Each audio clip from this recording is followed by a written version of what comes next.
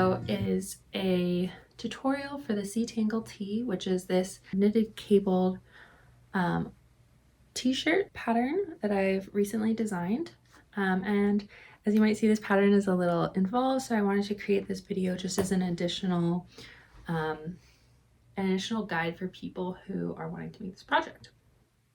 My name is Mina and I go by Joy Made Knits online. I'm currently just on Instagram and Ravelry. This pattern was inspired by this recent trip I took to the Oregon coast in the States, where a lot of times you see this in the beaches in this general area where as like streams kind of come down through a beach into the ocean, they kind of create these like little rivulets in the sand. I'll try to put up some photos of what I was seeing, and I was looking at these and I was just thinking that they looked so much like knitted cables, and I kind of couldn't get that idea out of my head. And then a few weeks later I was on Bainbridge Island in Washington visiting Lemon Kid, which you guys should totally pay the stop a visit if you're in the area. It's a beautiful space and they have lovely colors and yarns. And I fell in love with this Elmer yarn, which I made my first sample of here.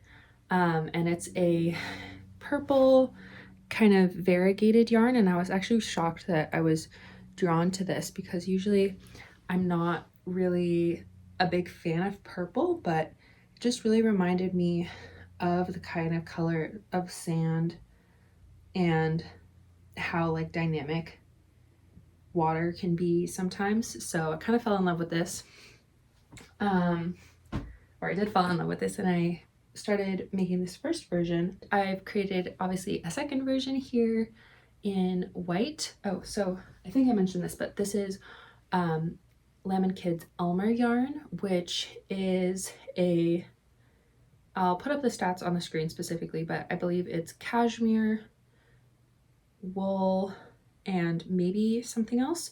But it's very soft. Like, I would recommend, if you're choosing to make this pattern, choosing to make it with a yarn that it feels comfortable against your skin. So obviously cashmere feels very nice. It's quite soft, but it has a very nice drape to it, and it can show the stitches very well. I would recommend using a yarn that has been plied, especially when you're doing cables. I find that single plied yarns or unspun yarns are perhaps not the best for cabling because they don't show the definition as well. So I would recommend a plied yarn, but I would also recommend the yarn that you choose should have some sort of wool composition in it.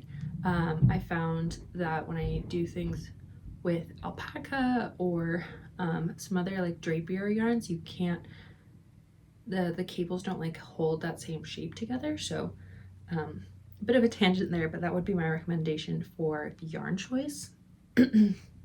This, obviously I created a second sample. This is Wool Dreamer Sana, and this, I'll also put up stats on the screen, but this is, I believe, 50% merino and 50% cotton. Also feels very nice against skin. I would say that compared to the Elmer, this feels a little bit more drapey, which I think is very nice, especially for a summer knit, and not quite as thick. This is a fingering weight, and the Elmer is I think they call it a heavy fingering / sport weight, and I can kind of feel that in the difference between the two fabrics that the two yarns create. So I don't think that there's much of a difference in gauge between the two. I knit both on 2.5 millimeters. Something to think about in terms of yarn choice. Anyway, so that was a bit of a tangency intro, but essentially the way that the pattern is written is it starts at the back, and there's two shoulder segments starting here and here. Oops, these two parts. And you start those on these two little kind of scraps. I'll try to insert some photos, and then you start working the back yoke. So you cast on stitches in between the two shoulders to form the back neck and work down towards forming a back yoke. And then stitches are picked up along the other side of those two little shoulder things that were created to create the front panels, which are joined under the underarm, and then the body is worked. All of the finishings, which this is one of my favorite details of this project, all the finishings are done in double knitting. And so yeah, the hem is finished in double knitting. I think this just looks honestly really nice, and I wanted and then the sleeves are created with short rows, so they're kind of like maybe a little longer than what you would call a cap sleeve, but more that way than a traditional sleeve. So stitches are picked up around the sleeve, and then starting at where the top of the shoulder is for you, working back and forth in the stitch pattern until you go around the arm, I think 2 to 4 times depending on the size, and then they're finished in this lovely double knitted band. So those are the rough sections that this video will follow. I'm trying to make this as accessible for people as possible, and I'm happy to answer any questions that you might have that arise when working this pattern.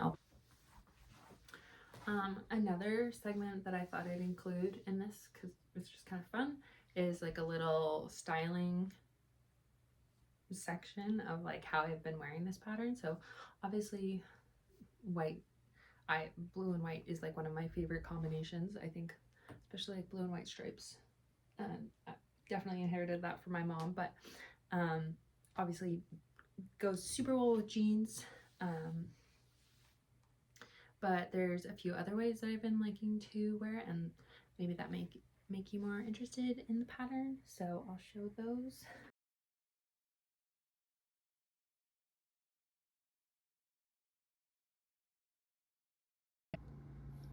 So for this sample, I'm going to be using the Wool Dreamers Sanoa yarn. This is a fingering weight yarn, and it's 100%, 50% wool and 50% cotton. It has a really nice feel to it, very soft, which I would definitely recommend for this type of garment. So we're just approaching our first cable. This is going to be a 4-stitch cable with these 4 stitches, and this will be a C4F. 4 C meaning cable, 4 meaning 4 stitches, and then F meaning front, because the first 2 stitches, these 2, 1, 2, go in front of the last 2. They flip over. Whereas this one is a C4B, again, also 4 cabled stitches. Hopefully the lighting is visible. And the last 2 go in front. So essentially the first 2 go behind the last 2. So when you're talking about cables, the F or the B just references where is the first set of the stitches going. So if you're doing a 2-stitch cable, where does the first stitch go? If you're doing a 3-stitch cable, actually depends on the direction you're doing, if it's 1 or 2, which I'll get into shortly, but for this one we're doing a C4F. So with our cable needle, we're going to slip the first 2 stitches onto our cable needle just like that. Because it's an F one, we're going to leave them in front, and our second 2 stitches we're just going to knit. You can do this, doesn't matter if you knit continental or English style. And then the stitches that we slipped onto our cable needle, we're going to slip back onto the left needle, put our cable needle down, and knit those 2 stitches we just slipped. And then you should be able to see that, Gosh, the light is crazy right now. You should be able to see that that kind of textured shape that was just created. So again, is that better? I'm so sorry. The stitches that were in front have now slipped to be the latter 2 stitches, if that makes sense. And so this cable is also a 4-stitch cable, but it's the opposite of the one that we just did. So we're going to slip the stitches onto the cable needle again, but instead this time those 2 stitches will be, we're going to slip the 2 stitches onto the needle, but those 2 stitches will stay behind the work because this is a C4B. And I'm going to hold I always try to do this. I can't remember if I said this already, but I try to hold the cable needle against the work or against my left needle, because I find that if I don't, and if I just let it kind of hang all loosey-goosey, the stitches tend to, or the cable needles tends to like try to fall and my stitches drop. So there's a fun tip. So then again, I'm just going to knit these 2 stitches and slip these 2 stitches back onto my left needle and knit those 2 stitches. Whoops. Nice. So I've just created my 2 4-stitch cables. These 2. So now I'll show you, I'm just going to do my 1 purl, and then the next one is a 2-stitch cable. So this is a C2B because the first stitch goes behind the second stitch. So because it's a 2-stitch cable, I'm only going to slip 1 stitch this time, and because it's B, it's going behind the work, I'm going to knit 1 stitch, slip 1 stitch back onto the needle and knit that one. And then I have my cute little cable. So you should see the 1 stitch is just crossing over. So now I'm gonna purl, and now I'll show you how to do those same 2 cables that we just did together without the cable needle. And this is my personal preference. I find it honestly faster. So it might look a little scary, but I promise the stitches will be fine. So again, 4-stitch cable, we're gonna keep our 2 stitches, the first 2 stitches, they'll stay in front just like before. And for this method, you just slip them off the needle, so they're just kind of hanging out. And then we slip the last 2 stitches onto our needle, on our right needle. So that we slip from the right to the left, and those other 2 stitches, they're still hanging out, they're totally fine. I'm going to slip those back onto the left needle now. So we've not knit anything yet. Oops, sorry. I've got my first 2 stitches on the left needle, and then on the right needle I have what were my second 2 stitches. With these stitches, still haven't knit anything. You can see that the yarn is still coming from the last stitch. I'm going to slip these 2 stitches on my right needle back onto the left needle, one at a time. So it looks a little twisty here, and all the stitches are really close because there's a little bit of tension. Totally fine. And then we're going to knit one at a time, all 4 of those stitches.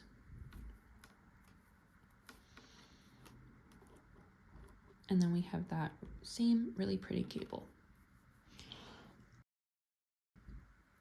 Now for the second one, it's very similar. I'm going to slip off my 2 stitches again, and then I'm going to slip the second 2 stitches onto the right needle. Still, those other 2 stitches are just hanging out. And then I'm going to pick them up. This part I find is a little bit more awkward, so sometimes I honestly just leave all 4 stitches off the needle, pick up the first 2 with the left again, pick up the third and fourth with the right needle, whoops, and you don't drop them, and then slip those back onto the left needle. If you're working with a yarn that has maybe like a high silk content, or maybe it's a mohair, or I don't know, maybe some like plant fiber that makes it more slippery. Like I've worked with I think it was a pea fiber, like a baby yarn. Then I would be more cautious of this method, because the with those yarns that are like softer and slippier, the stitches do tend to just kind of fall. I think you can still do it if you're careful, but like that would be something to keep more of an eye on.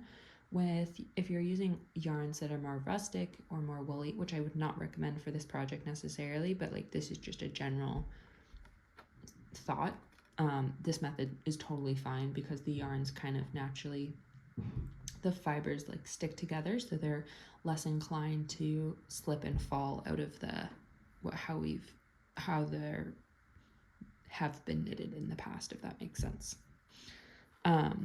So that was a little bit of a tangent.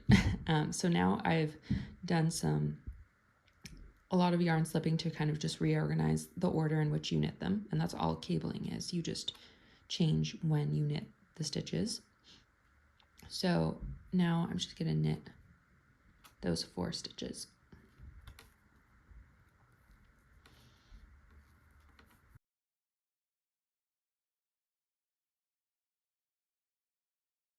So I've done that. And now I have these 2 cables were done without the cable needle. And then the last one I'll show you is that C2B again. So sometimes, like I was just mentioning, depending on the yarn, I will use a cable needle for the longer stitches, but I almost never use them for a 2-stitch cable. And that's just because slipping in is such a easier method, in my opinion.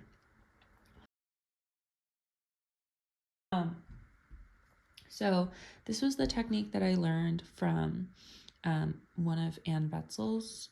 She's a Danish designer, but there's a bunch of different like non-cable needle cabling techniques. If you don't like this one, feel free to look them up on YouTube, or the ones that I showed you as well. So for the C2B, all you do is you take your right needle and you enter them knitwise into your stitches that you're going to cable, and then you slip them onto the right needle like that. So that's just switched so that the stitch that was second is now lower on the right needle, and the stitch that was first is higher.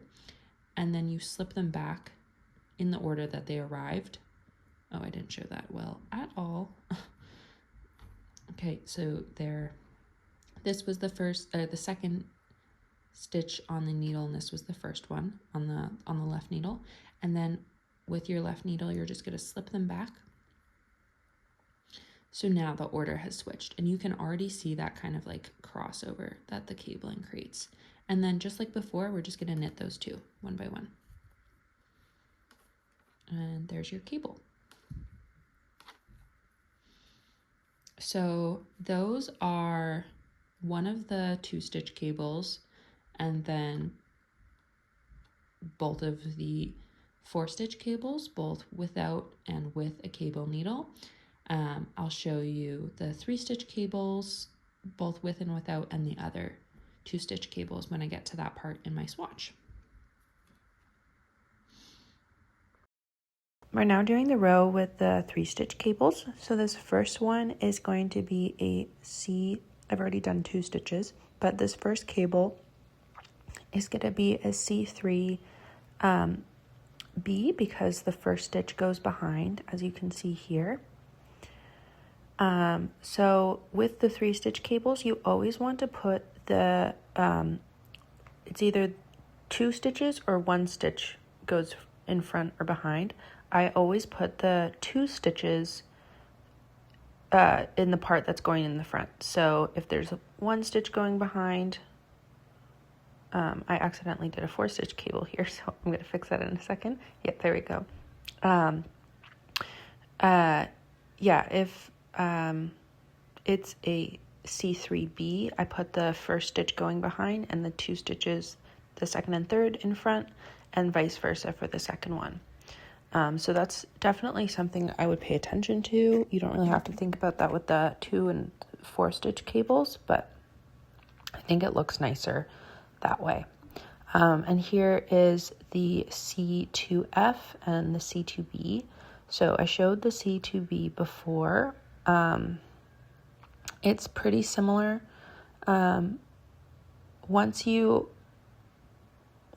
Once you like see the chart symbol and then actually do it yourself, I think it's relatively intuitive on like why it's called that and like where the stitches go.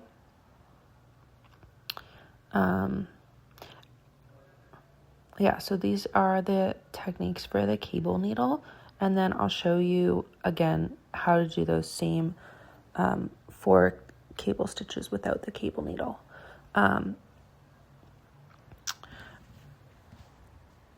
I personally find that for doing the 2 stitch cables,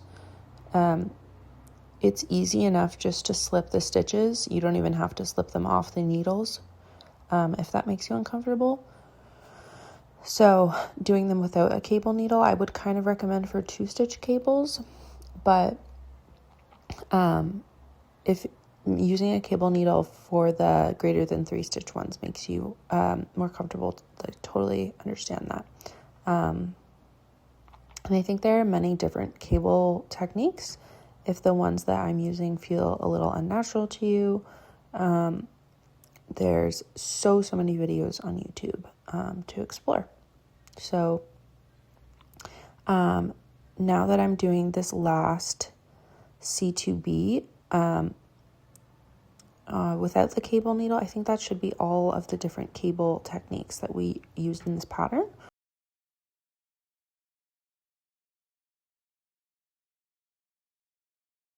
For casting on for the front, for the shoulder one, we're going to use, just create a slip knot and then cast on, for size 5, it is 33 stitches, just onto your needle.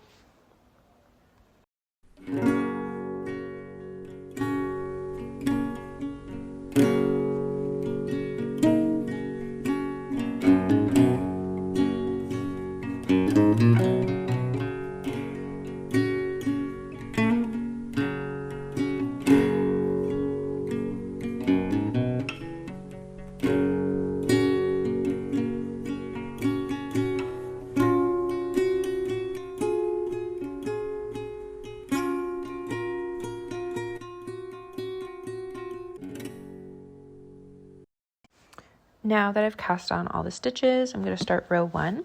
So you read the chart from right to left for shoulder 1. So it's going to start with a purl, then 8 knits, a purl, 2 knits, a purl, 8 knits, and continuing like that for the first row.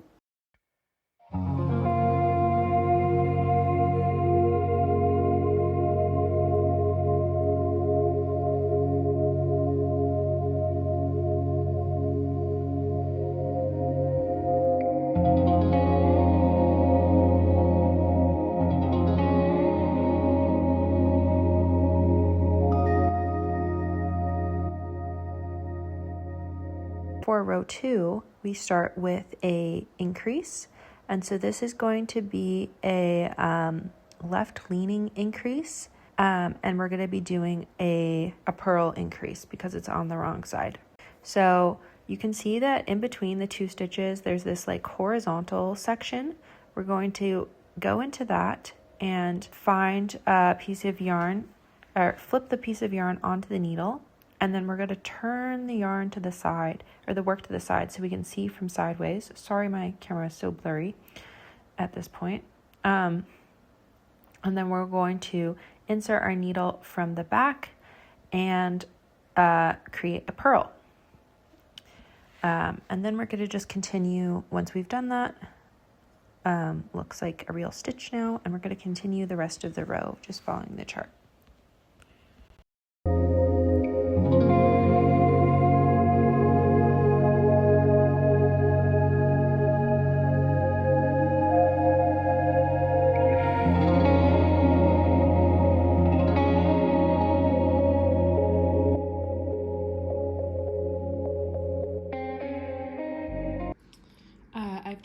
finished row 3. So, and now, shocker, I'm on row 4, which is the second wrong side row. So at this point, we're going to be doing our second increase, but it's going to be a knit, not a purl this time. So the first stitch will be a purl because we're on the wrong side. And then again, I'm gonna look for that like bar in between the 2 stitches so I can see, I can see that this stitch kind of continues down this way and this stitch continues here, and then there's this strand in between the 2 that connects them, and that's where we want to do the increase. So this one, we're gonna flip it, pick it up with our right needle and put it onto the left needle so that the front strand, part of the strand, starts here and flips over to the back. And then, like I mentioned before, sorry, the focus is hard on this. I'm going to turn my work to the side so I can see what I'm doing.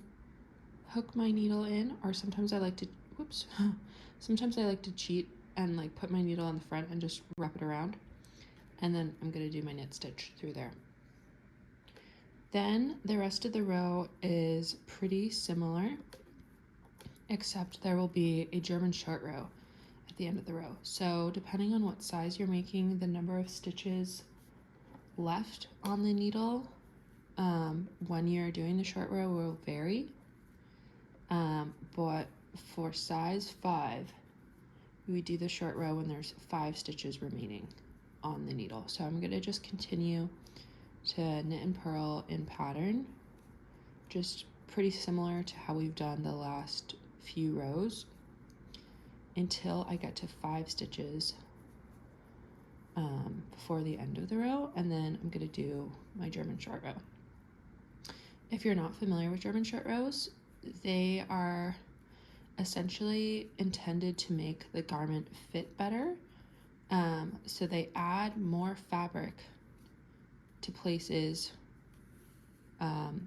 like the back of our neck is a little bit sloped, so we need more fabric there so it doesn't rise up, so the garment won't rise up in the front. So that's the purpose of the short row. You don't work the full row because you're creating more fabric at the center of the garment to kind of accommodate for that, for our anatomy. So how we do the short rows is, you're going to wait until knit/purl until there is 5 or however many stitches is indicated on the chart. For size 5, it's 5 plus 1 more. We're going to, for size 5, we're going to purl that last stitch so that there's 5 stitches now remaining on the left needle, and we're going to turn the work without finishing the row.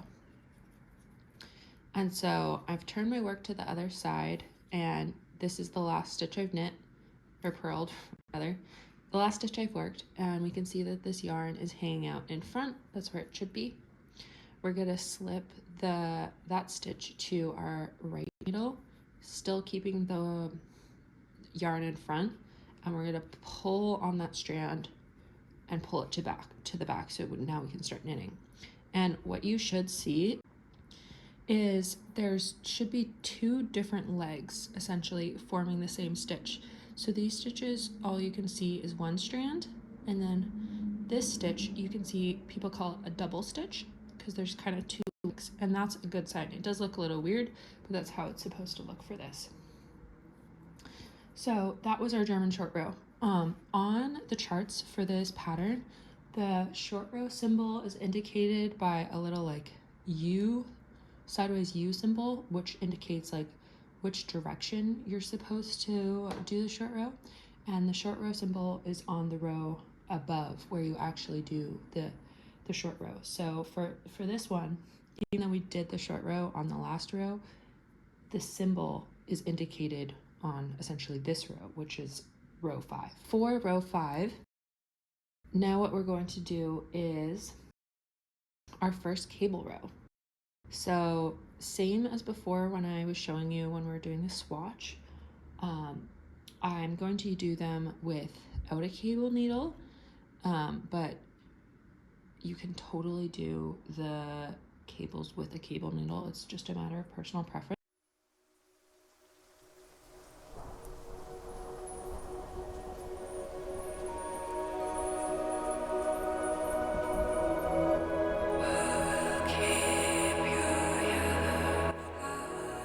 Do a pearl and then a C2B.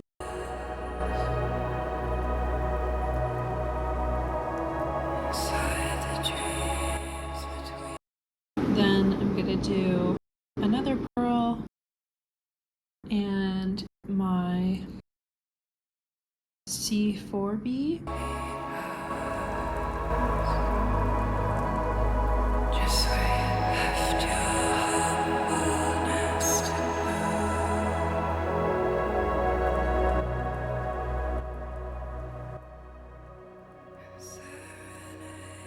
My C4F.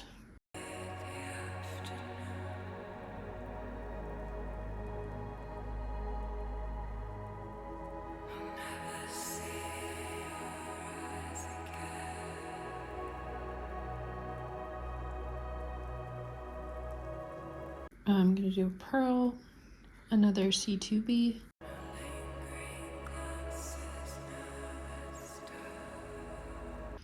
Another pearl, and then another iteration of the 4-stitch cables to the end of the row. So the next part of the next 4 more rows of the shoulder are very similar to what we've done before. There's going to be 2 more increases, 2 more short rows, and 1 more cable row, and it's just going to be the exact same cables that we just did. So I'll check in with you to show how the shoulder is looking after the full shoulder one has been worked. I've just finished the shoulder one. So now that it's been finished, you can kind of you can more distinctly see the shaping. So here on this side, you can see the yarn does this kind of like little floofy, I don't know how to describe that. It obviously gets quite shorter, and that's because this section hasn't been worked because of all of those short rows. So this part will be at the edge of one of your shoulders, right? Right just above your actual shoulder. And this part will be at the back of the neck. So this part will be the closest to the inside of the body. And that's why this part is the longest, because as I was talking about earlier, we want that like short row, we want more fabric on the inside to accommodate for our anatomy. The other feature that you can see, obviously besides the cables more distinctly, is that this side is pretty flat, and this side, because of those increases, starts to form that kind of I guess kind of trapezoidal shape. This is I don't think this is a typical shape we learn about in like math or anything, but hopefully you know what I mean. And that's supposed to kind of follow the shape of the neck. I wanted the garment to have quite a close crew neck, and so that's what that's about. Obviously you can see that the cables, there's now 2 cables rows, so you can start to see much more distinctly the actual pattern starting to showcase itself. And don't worry about the stockinette section. I know that obviously this part doesn't have any cables quite yet, but as we continue to work the garment, this part will be cabled as well, so it won't be left as a stockinette section. So don't worry about that. So this is the shoulder one, and I am going to break the yarn, and I'm going to start working on shoulder 2. Shoulder 2 is quite similar to shoulder 1. Essentially, it's just a mirror of this, so the angled part will be focused leaning this way instead of this way. It's the same number of stitches, you just work 1 more row in shoulder 2. so in this one you work 9 rows, and then the next one you work 10 rows. So I think that I will work up shoulder 2, and then on the 10th row I'll check back in to start explaining how we join the 2 shoulders. So I'm just gonna break the yarn, and this yarn is nice. You can just like literally break it with your hands. I just leave the project on the cable because you're only working such a short section flat. It doesn't need to be on scrap yarn. You can also leave it on scrap yarn or another pair of needles if you want. I'm just kind of lazy, so I'm going to leave it here, and then start doing my cast on process. Again, it's the same number of stitches cast on for shoulder 2 as shoulder 1, so that would be 33 stitches for size 5, and just keep following the charts. I don't know if I mentioned this earlier, but just because the charts, or just because this part of the garment is like so brief, but also each size looks relatively different on what number of cables and what number of short rows or increases. So I think I included very brief written instructions because I think it's much easier to just follow the chart. And I was trying to write it out, write out written instructions, but I think it was just honestly way too confusing. Both for myself trying to understand what I had just written and trying to think of a intelligent way to write it out. So I hope that works for you. I'm happy if you're finding this part confusing. I think this is honestly one of the more complicated parts of the pattern.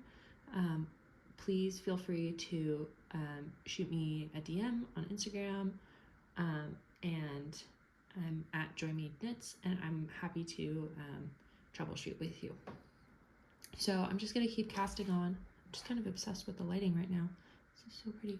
I'm just gonna keep casting on and working my shoulder 2, and I'll check back in when I am on row 10. I've just started shoulder 2, and I just wanted to show you the other increase. So the increase we did last time on shoulder 1 was a make 1 left. So a make 1 right. Similarly, you look for that horizontal part connecting the 2 stitches, and then you tuck it over this time so that the start of the strand should be on the left side and the back should be on the right, so the opposite of before. So we're gonna do a purl. So make sure your yarn is in front of your needle. Purl, insert your needle purlwise, and then I'm gonna do my little silly Norwegian purl, and then we have a new stitch. So if you're to do it knitwise, you again set up the increase the same way, and then you insert your needle knitwise and then do a stitch like that. So this part of the pattern for my size, it calls for a purl increase, so I'm going to do one of those and then keep working in pattern.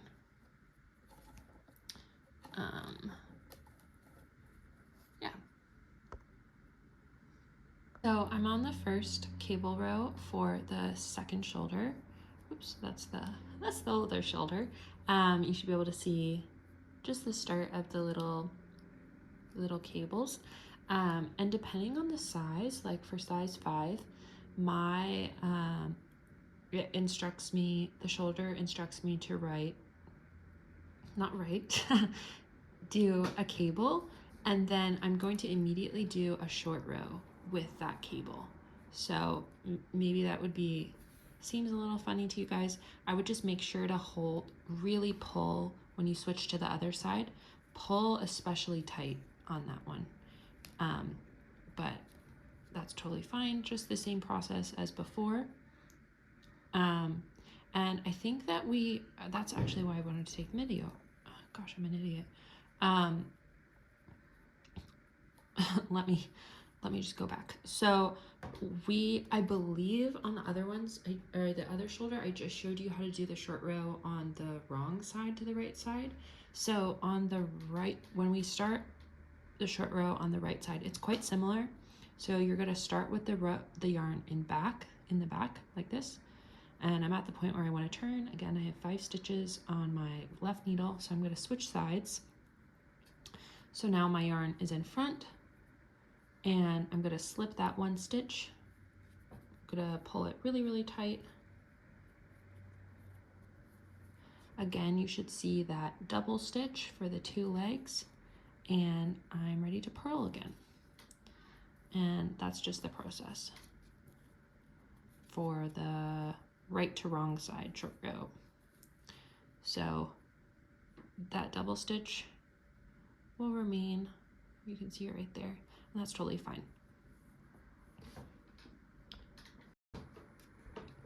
Okay, so I lied. I'm gonna I'm working on shoulder 2, and I'm checking in a little earlier than I said. So I'm on the second cable row, which probably you can tell. And I just wanted to mention, because this cable row is a little bit different than the last row of it is different than the last row of shoulder 1.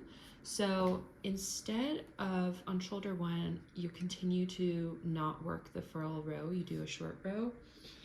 On shoulder 2, for this cable row, you stop the short rows at this point and you work across the full row. So here, for this last few stitches on my needle, I haven't finished the row yet, obviously. You can see, gosh, the focus. I have a short row here and a short row here. These are both double stitches. And so I need to do a cable now working these with the double stitches. So you treat the double stitch as if it's a single stitch, and just make sure to work both legs. Like, especially when you're doing a cable like this, it's a little interesting. Maybe this would be a good spot to use the cable needle, but you want to make sure that you're working both legs of the double stitch. That's really important. So it can be a little tight, but you just maybe need to fiddle with it a little bit to get your needle through.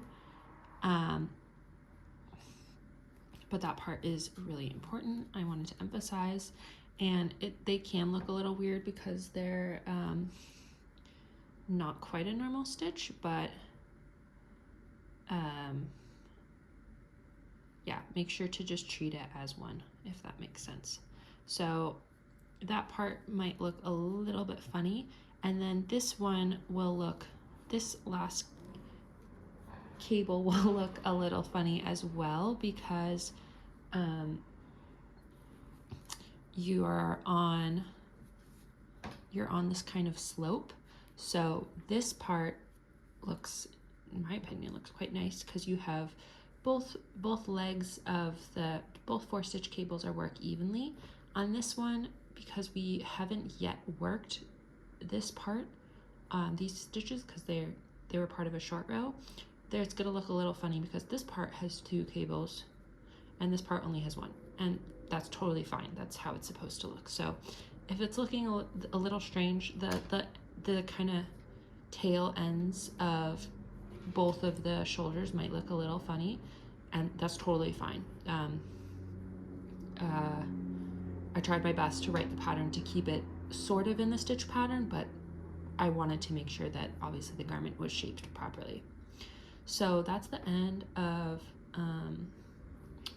row 9, and row 10 is going to be a bit unique. So we start off on shoulder 2, and we're just gonna knit and purl. There's no more short rows, no more increases. Well, for this section, I mean, we're gonna keep knitting. The cables might be a little tense, especially on this part where we've just worked the first cable or the part where we were doing the double stitches. So if that is something you're experiencing, don't worry. So keep purling across row 10, and then what we're going to do is cast on stitches, just using that same backwards loop cast on that we used to cast on the shoulders. We're going to cast on stitches in between the two shoulders and like join them together in the same, so they're part of the same piece of fabric now, if that makes sense. Each size has a different number of stitches to cast on, obviously because they're different sizes, but also because I wanted to make sure they stay within the same stitch pattern. So make sure to keep a good eye on that. My tip for this section, just finishing off this shoulder here, my tip for this section is, so we're gonna keep staying on the wrong side, but I like to use stitch markers, removable stitch markers, to mark out the stitch pattern. So, and I find this helpful for the first, like, because after this, when we join both shoulders and cast on stitches in between, then it'll move on to working on the back yoke. And I find for the first few rows of the back yoke, the stitch markers are really helpful.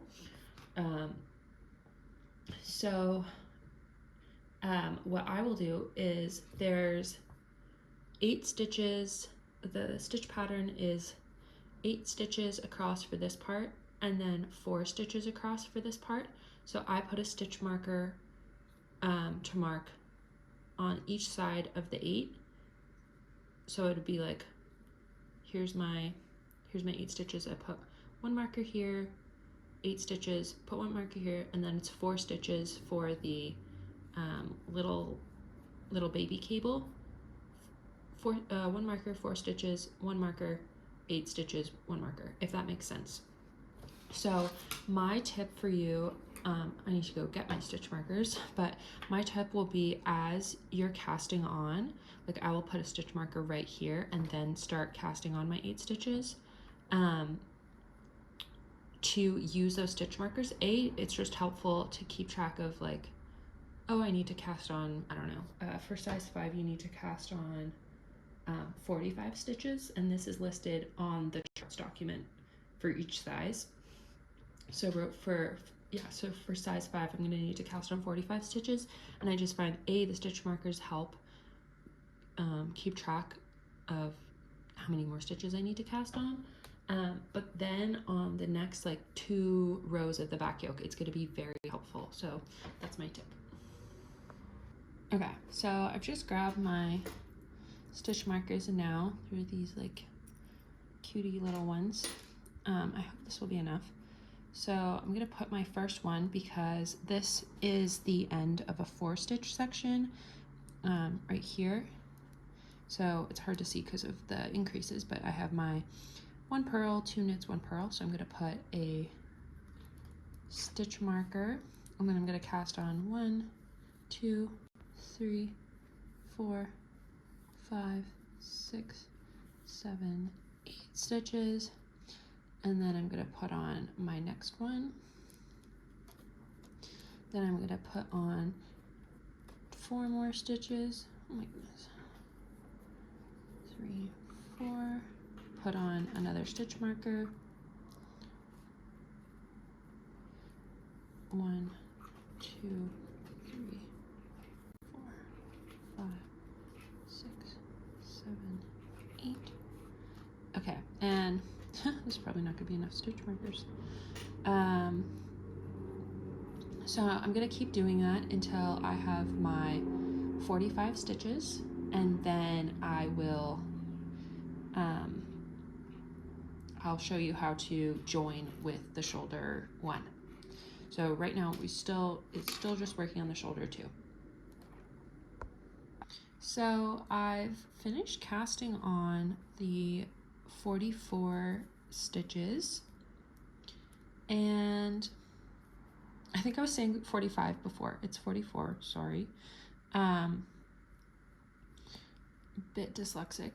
It doesn't really matter if the stitches are a little twisted because you're knitting it flat, but it can't hurt to check. And then the next part is we're going to start working across the shoulder one. So make sure when you're doing that, obviously it should also be on the right or the wrong side facing you, but it should be that the little cutie not worked bit is the last part, and that the part that's like angled like that should be facing towards you. And you should just knit as the stitches appear. You can also start looking at the back yoke chart. This should be row 10.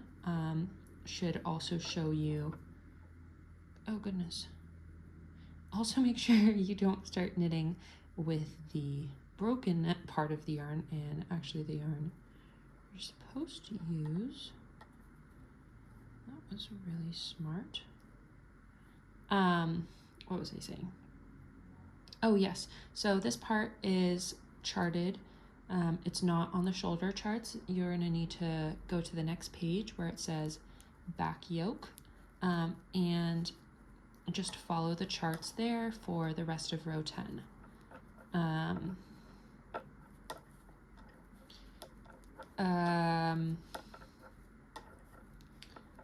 Yep, and then just continue to knit across the row.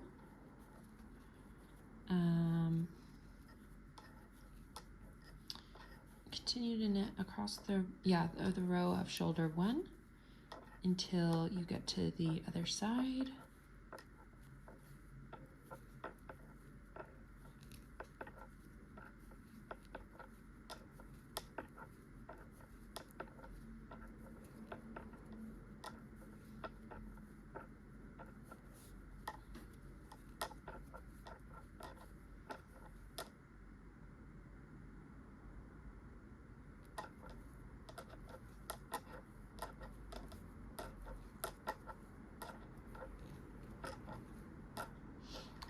And then just checking in again, just like I mentioned before, when we're working across shoulder one, you're going to come across some double stitches. Make sure that you just work them both legs at a time. So just working them as a single stitch. Gosh, that's blurry.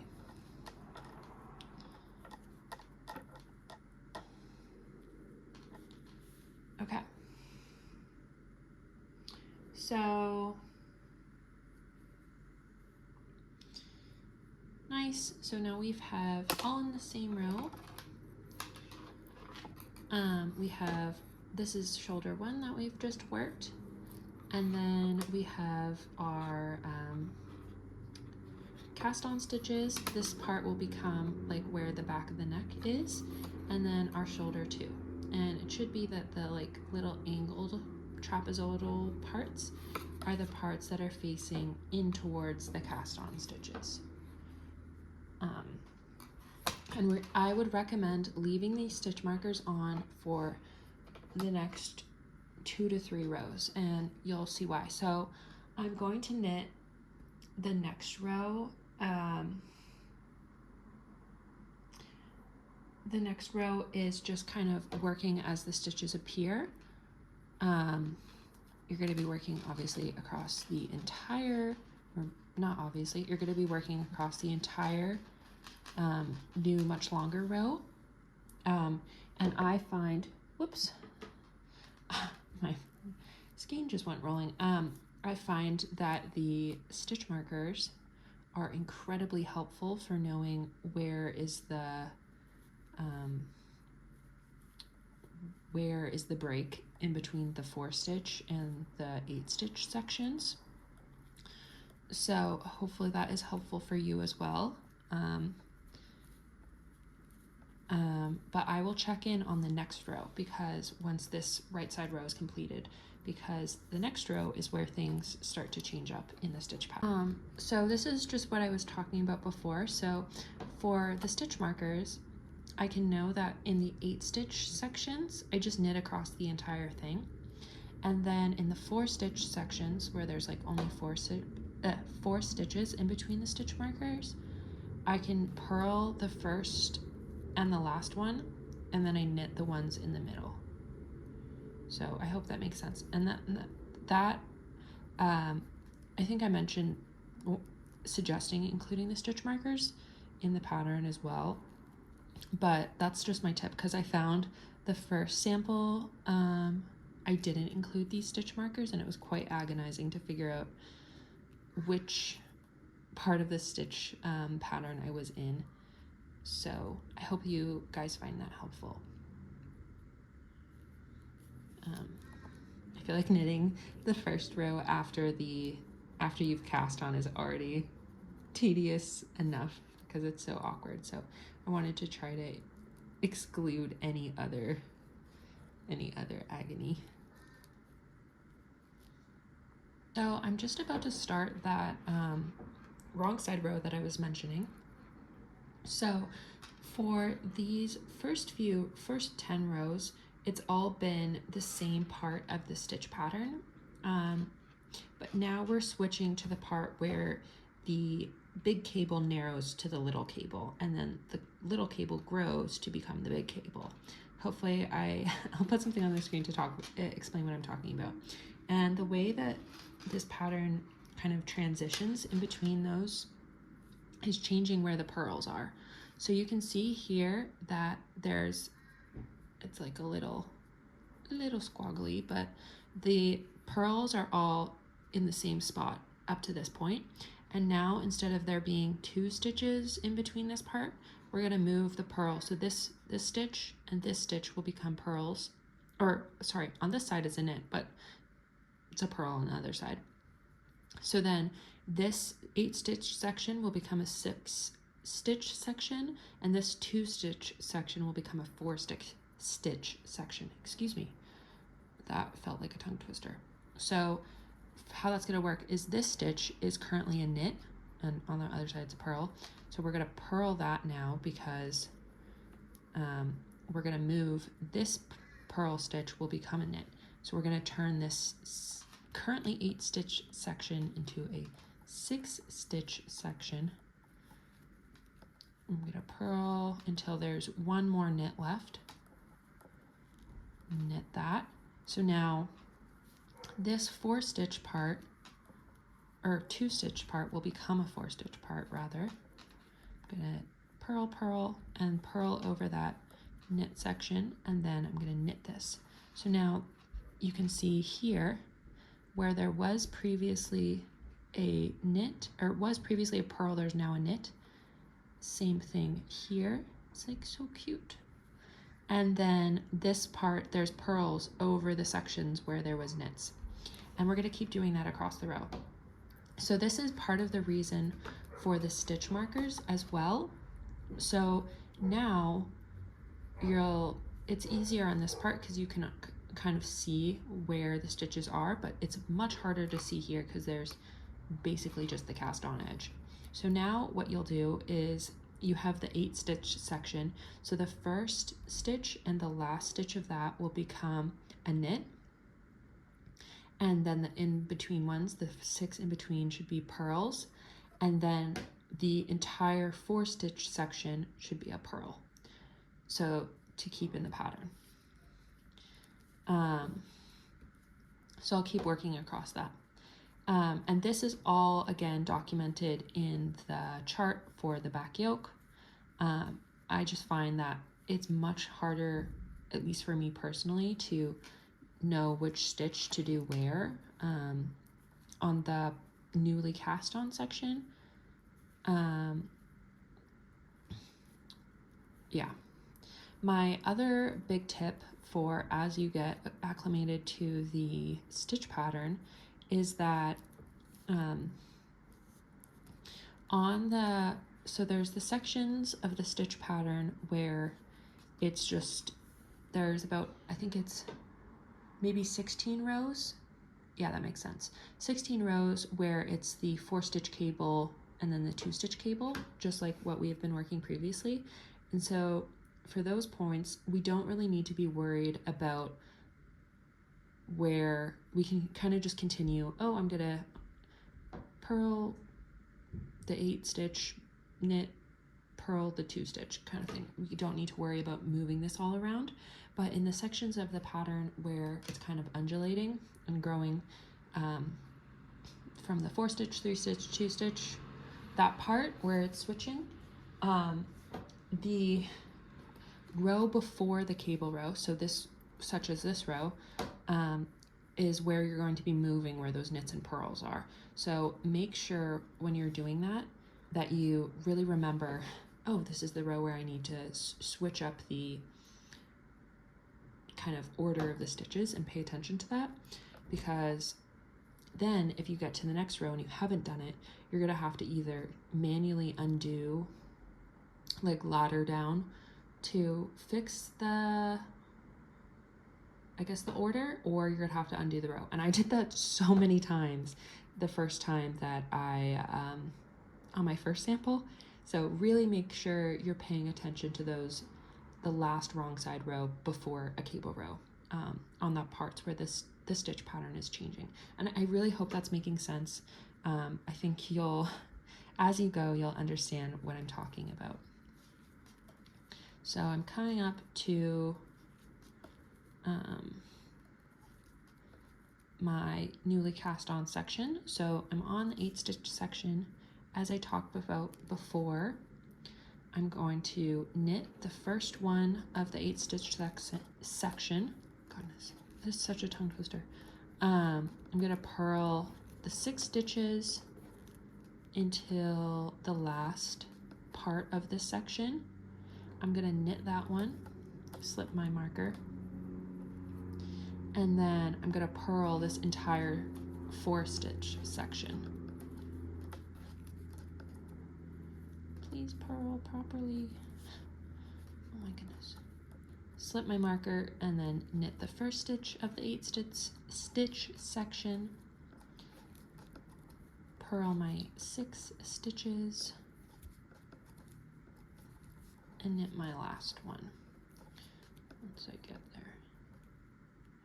So I hope that makes sense. It'll be the same process for the rest of the row. And then you'll do your next cable row. The next cable row will be the, you'll be doing not 4 stitch and 2, you'll be doing the 3 stitch cables again.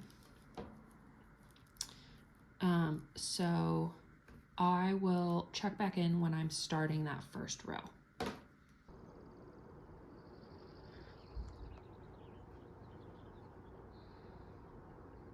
Forgive the awkward video setup I'm trying to film while traveling, but I've just finished the back yoke now, so you can see that I've done kind of 2 repeats of the cable section, and I've just started doing the increases here. You can see that little triangle starting to form.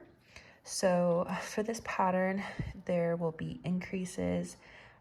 This is for the back yoke on every row on both sides.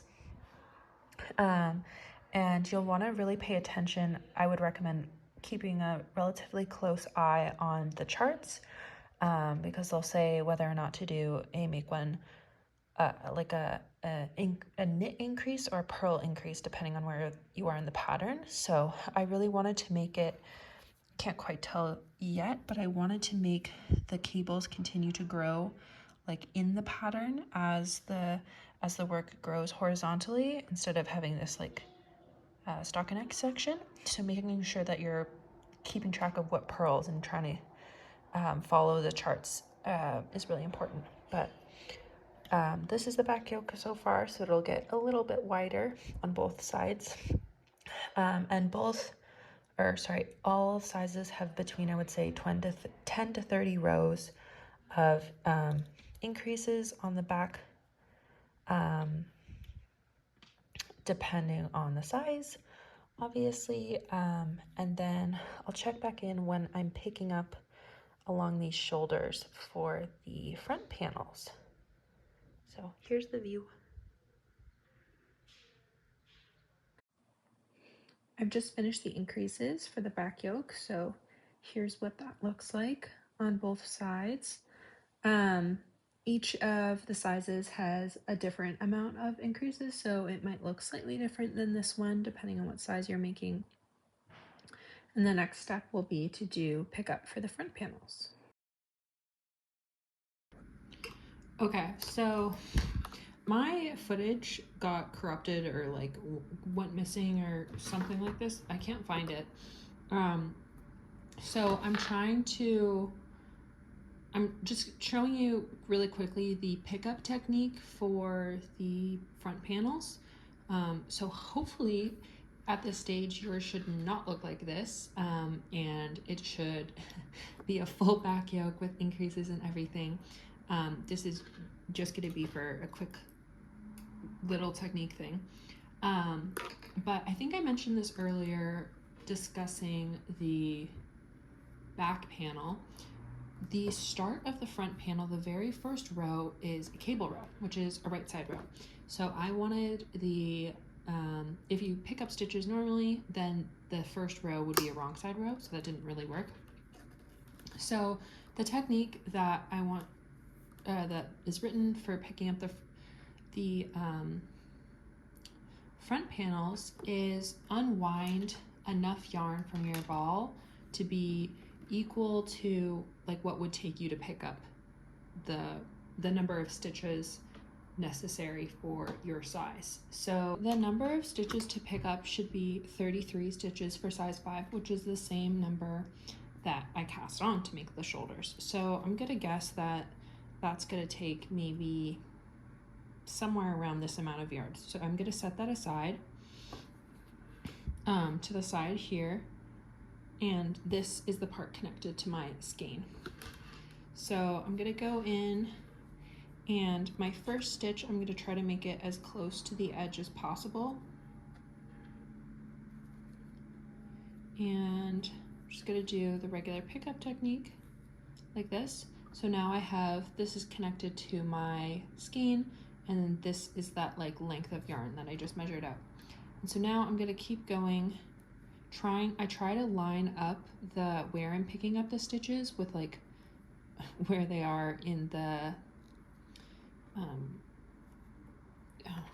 in the shoulder, because essentially I wanted this part of the shoulder to look relatively seamless, like it wasn't obvious that I've just picked up the stitches for the left front.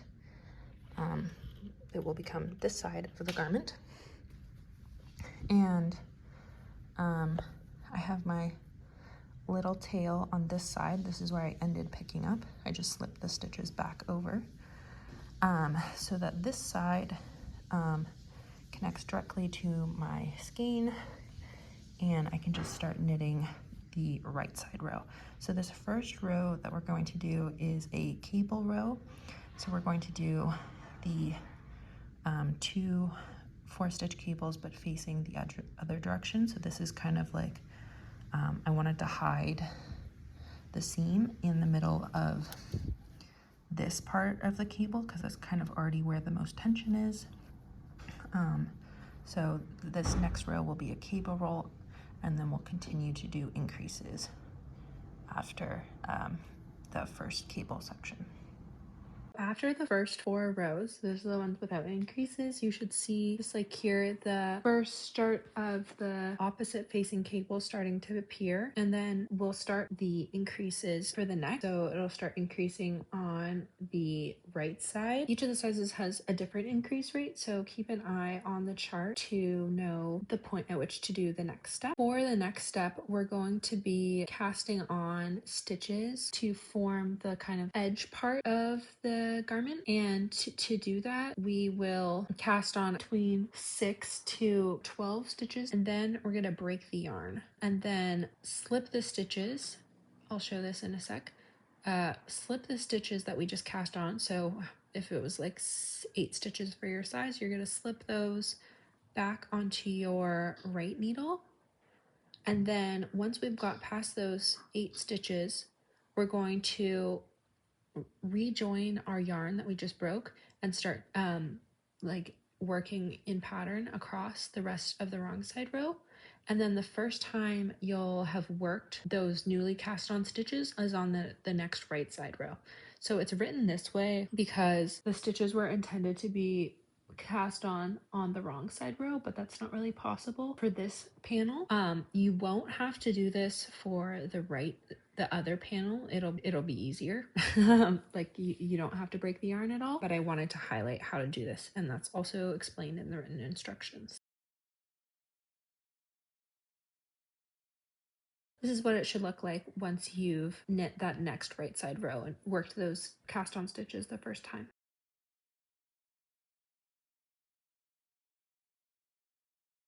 The next thing that you're going to be doing is connecting all 3 panels.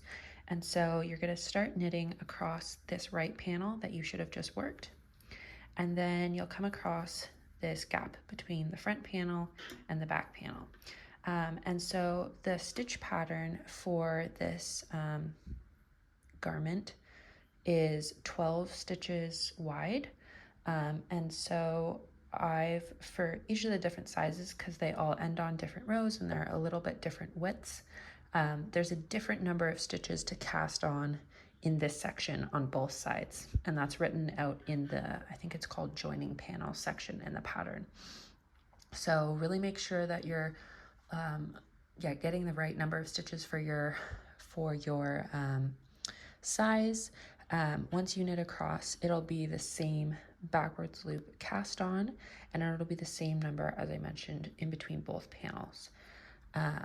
So I think some sizes you don't have to cast on any, and then some sizes you have to cast on, like, I don't know, 5 stitches or something. So then you'll cast on those stitches, work across the back, and then cast on those same number of stitches again and finish off here. And then you'll have the whole section will be together in just one long row. So yeah, after this point,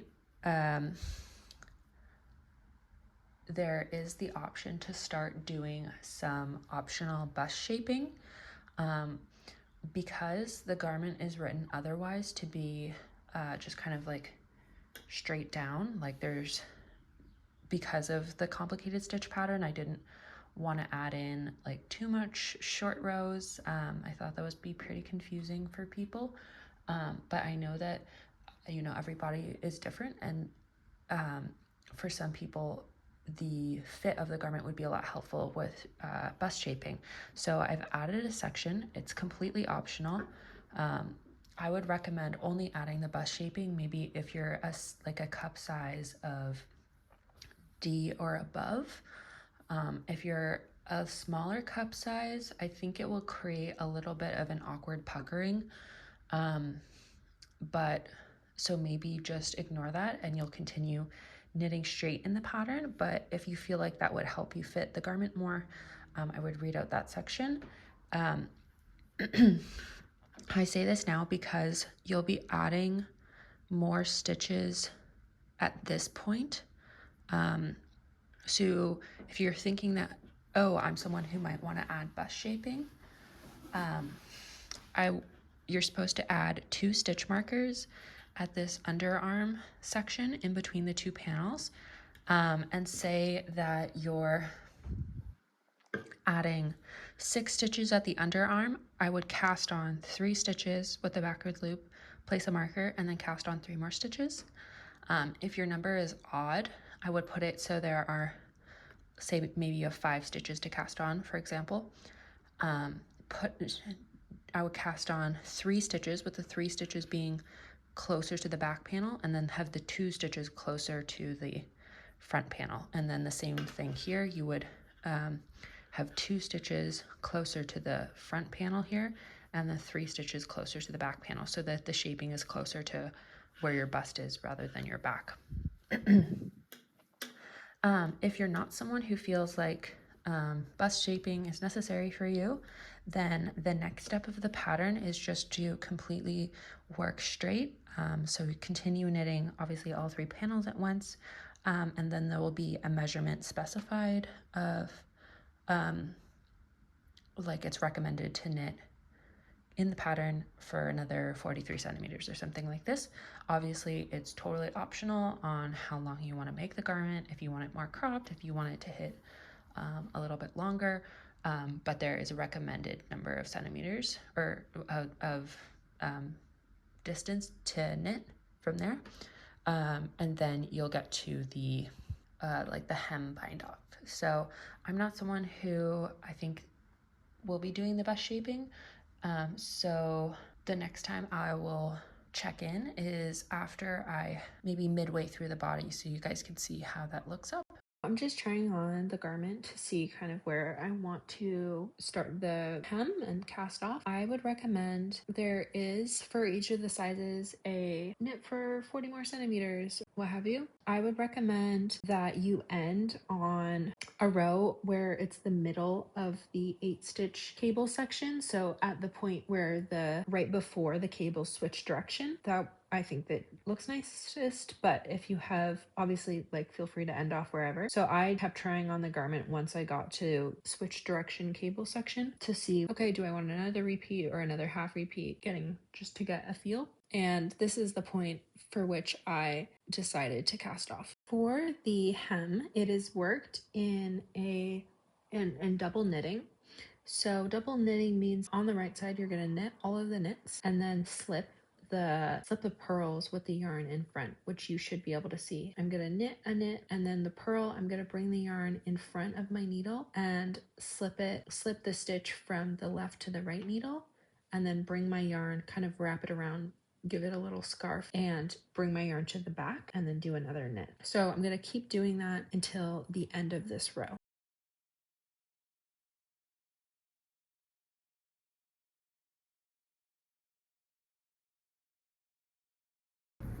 So I've just finished the first row of the bottom hem. You can probably just see the parts where I slipped the purl or the second stitches. And now for the second row, it's basically just slip the first one and then knit the second one.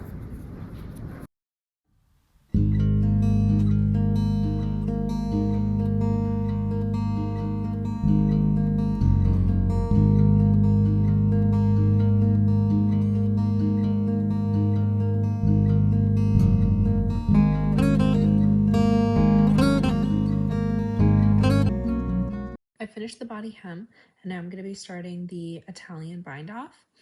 So how this works is you should measure out a length of yarn that's equal to about 2.5 or 3 times the length of your panel. So like lay out the yarn against that and measure that out, and then break the yarn, and you're going to grab a needle. I like to use a blunt tip. I think it doesn't get caught as easily. And then I'll put this little mnemonic that I think about on screen.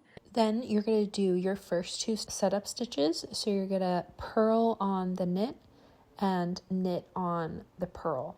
So it's important to know the distinction between knitwise and purlwise. Knitwise means that you're going to be entering the needle from the left to the right, and purlwise means you're entering the needle from the right to the left. So when I say you're purling the knit, entering the needle from the right to the left, you'll do that.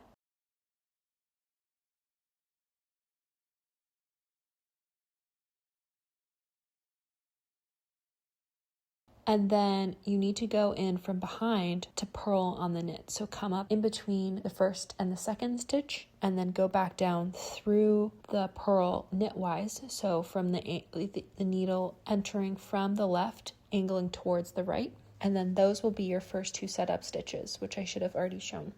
Then you'll go back to your first stitch and you'll knit off the knit.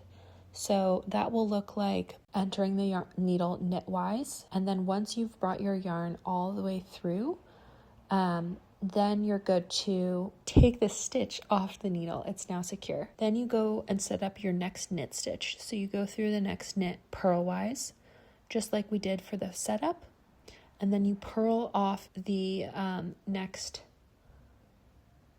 purl. So again, going through purlwise and then setting up the next purl knitwise.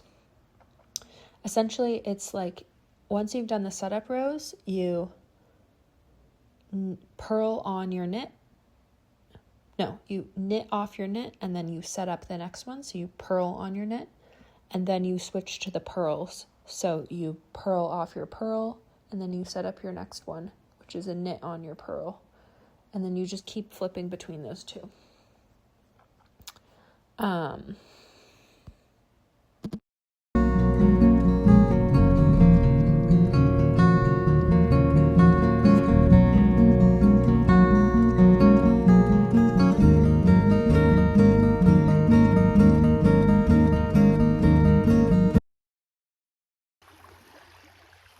The bottom hem on the body is now finished. I finished the Italian bind off eventually. And now I'm going to go through and start the button band. So I just felt like doing the button band next. If you want to do the sleeves, you can skip to that chapter mark. But you're going to start on the, like looking at the garment, you're going to start with the right side. And you're going to start picking up at the top of where the button band starts. So once you get your ball, you're going to be using the same pickup technique that I showed earlier, or just the regular pickup technique, really.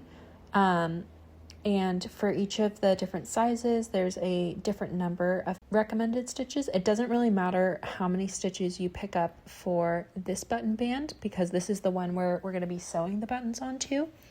I picked up, I think, with a ratio of 2 to 3 stitches for this one, just making sure that you're kind of uncurling the edge as you pick up, as it tends to like to curl in with all of the cables.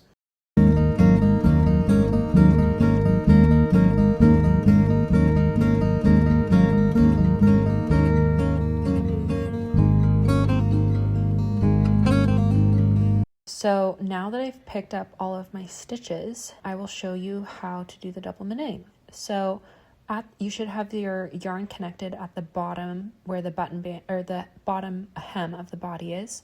You're going to break the yarn. And then we're going to go back up to the top of the garment where you started picking up stitches. You're going to want to slide your needle back to the top. And we're going to cast on 9 stitches here. And those 9 stitches will be the stitches like you carry down the button band. So you're going to rejoin your yarn and just using the backwards loop cast on. Cast on 9 stitches. And I would turn your work so it's the wrong side is facing you when you're casting on the stitches.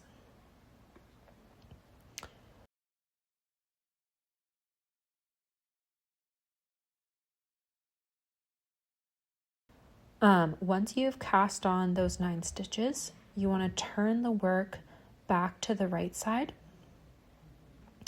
And we're going to start knitting. So for this first row, it's really important that all of the knits are knit through the back loop. So that's something to remember. So the first stitch can be a little finicky. That one I knit through the front loop actually.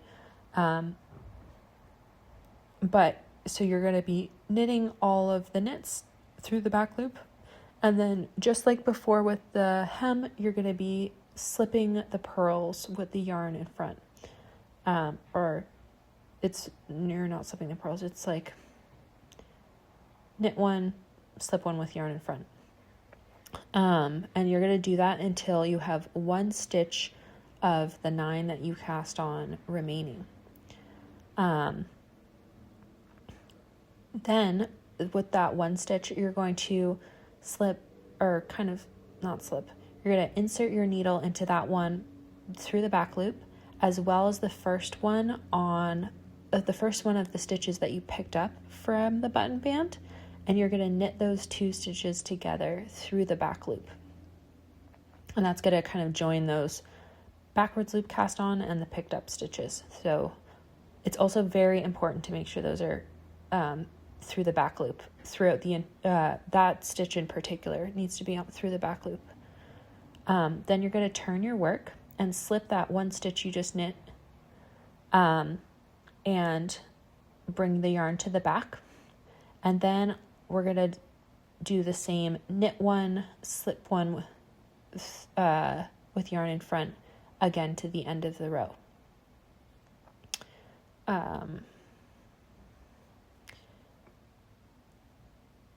And then we're going to continue to repeat that same 2 rows for the rest of the hem. So it'll be knit one, slip one with yarn in front, and then knitting the last one of the right side row through the back loop, or knit 2 together through the back loop. And then you're going to turn the work, slip that first stitch, bring the yarn to the back, and then continue the same process.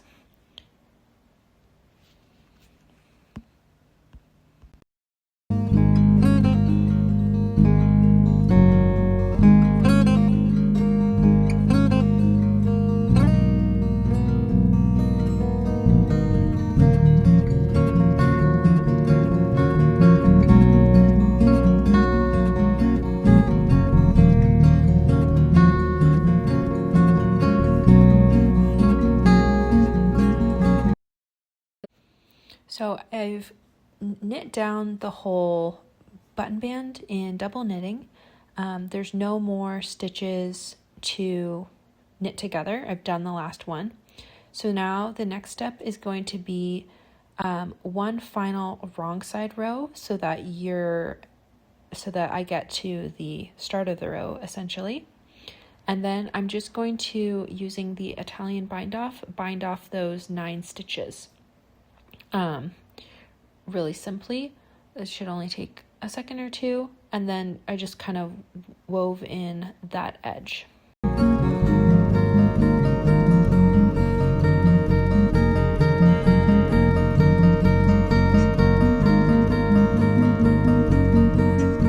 When we're picking up stitches for the second button band, instead of starting the pickup at the top near the neck and going down to the bottom, you're instead going to do it in the opposite direction this time. You're going to start at the bottom hem, pick up stitches. The exact number of stitches is really important for this one, so make sure you're referring to the pattern, and then pick up stitches all the way along near the neck.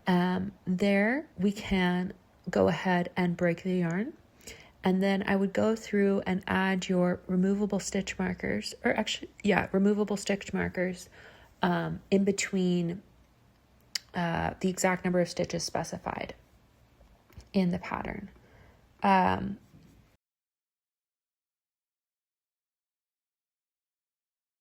So for the size 5, you're going to be placing a marker besides the first one, between every 16 stitches.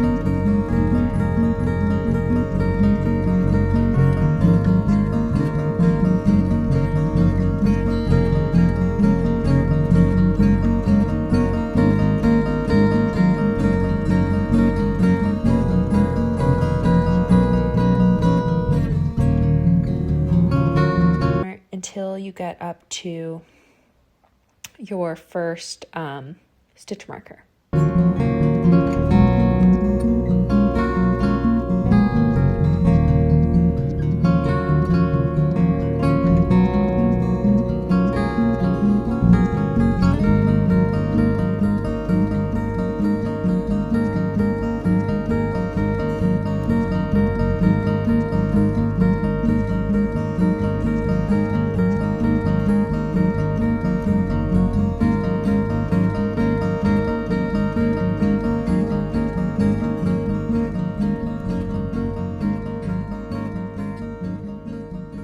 Once you get to your first stitch marker, you should, at the point where you've done enough double knitting that you've knit 1 through the back loop or knit 2 together through the back loop, and that at that point there's no more stitches before the marker.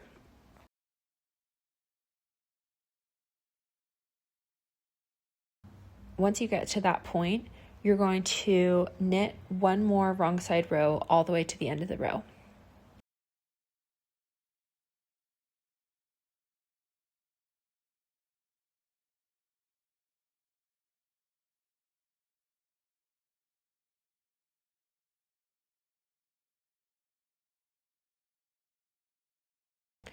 And then once you do that, you're going to start the next row and you're going to knit one, slip one with yarn in front. You're going to do that twice. So you're going to work 4 stitches and then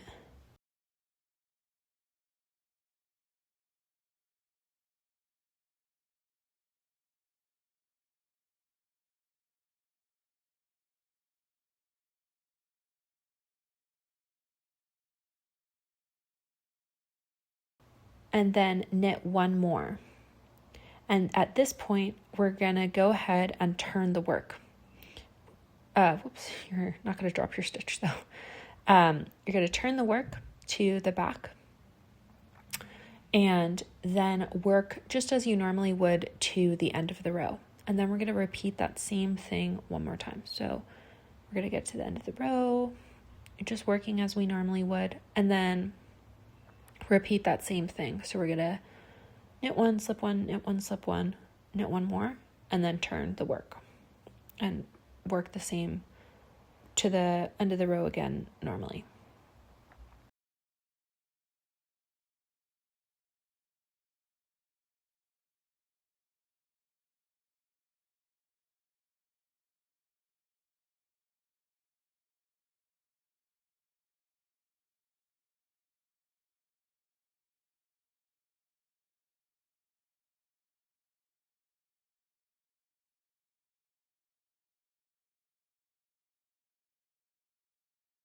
You can start to see that this side, the right side, is growing a little bit longer than the left side, and that's what it should look like. Then we're going to do our knit one, slip one, knit one, slip one. We're going to do our first 5 stitches. We're going to do a yarn over, and then you're going to purl the next stitch. So depending on what type of purl you do, you may need to do 2 yarn overs, as I'm trying to demonstrate here. Otherwise, the yarn over will come apart. You're going to do that yarn over, and then you're going to work to the end of the row. You'll need to remove that stitch marker here, which is fine because now we're doing a buttonhole, so we're not going to forget about it. And then we're going to do that seam, knit through the back loop.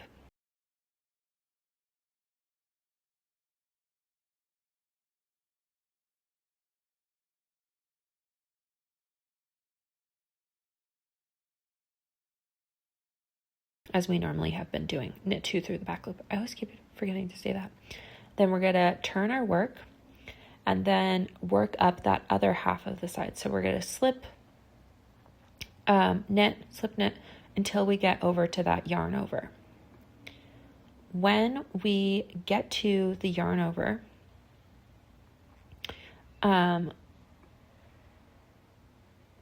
we're going to or 1 stitch before the yarn over actually. Once we get to that point, you're going to put your needle through a knit and as well as through the yarn over. And you're going to knit those 2 together through the back loop as I'm showing. And then you're going to pick up the yarn over again and put it back up onto your needle. And then we're going to turn our work and repeat that same process one more time.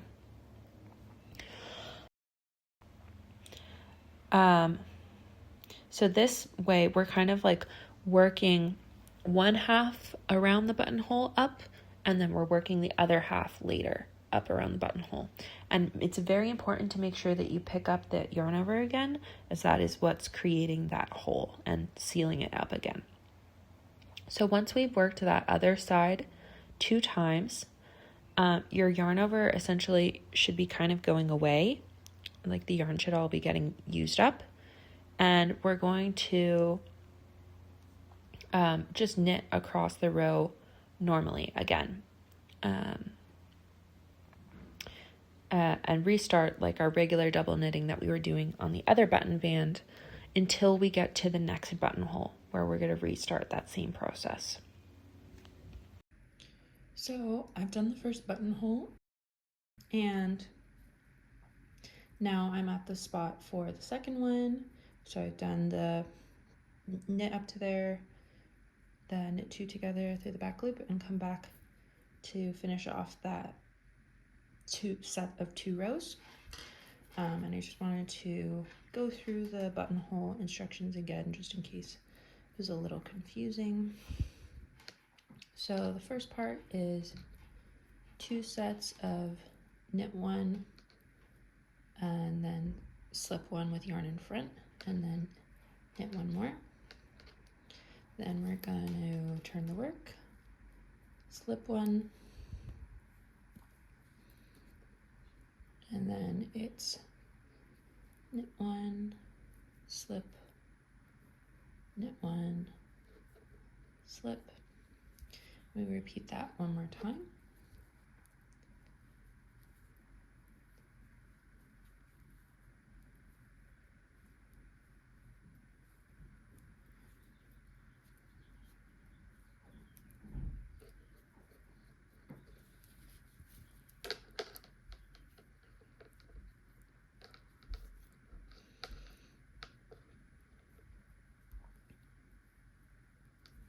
Okay.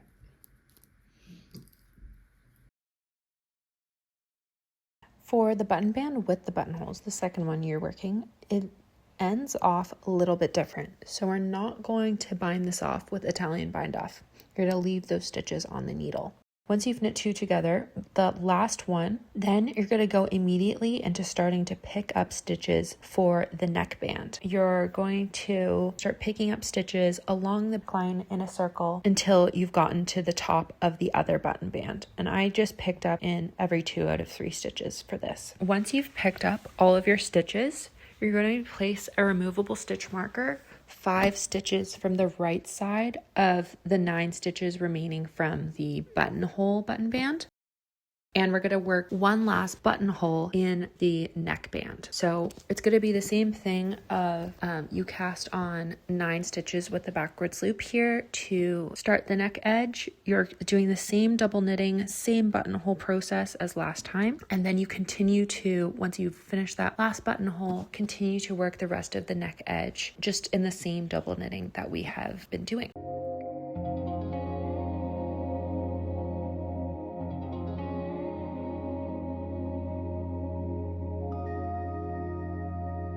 Now for the sleeves, we're again going to pick up stitches. I recommend trying on the garment and seeing how it's falling, and then putting a removable stitch marker at the top of where it falls on your shoulders. That's what that stitch marker you can see is about. And then each of the sizes have a certain number of stitches specified to pick up for. For size 5, that is 96 stitches per sleeve.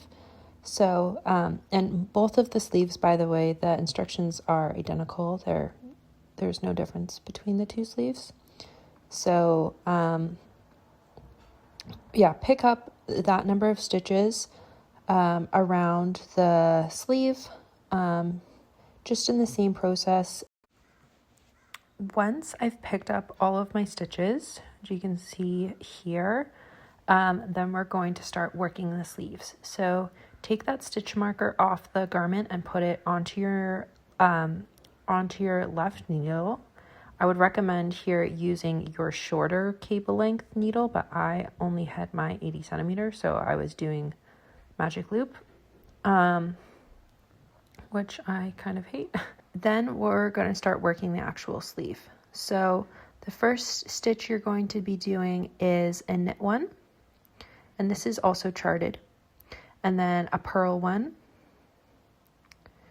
and then one more knit 1. And then we're going to start doing our first short row. So we're going to turn the work to the back, and we're going to slip that last stitch that we've knit to the right needle and pull the yarn to the back, creating that double stitch like we did before in the shoulders. And then we're going to knit one,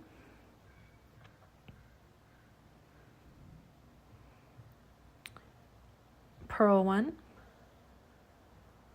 slip that marker, and purl one more. Knit one, purl one. So now we've done the reverse on the opposite side. We're going to turn the work and slip that stitch to create a short row, and then purl one and knit one, slip our stitch, purl one,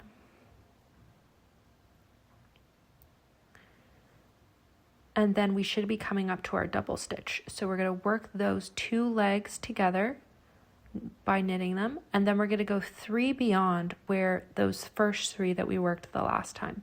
So every time you come to the double stitch, the next point at which you should turn is 3 beyond that double stitch. So I'm going to knit 3 more, and now this is forming our 8-stitch cable section. So the 2-stitch cable section, like we started on the shoulders, is essentially on either side of our stitch marker. And then as we build out more stitches with the short rows, you're essentially just adding on more space as part of that pattern. So after this wrong side row, the next one will be a cable row, and that will probably help to make more sense of where we are in the pattern. So as you work the short rows, you're going to be continuing to work in the pattern. You start the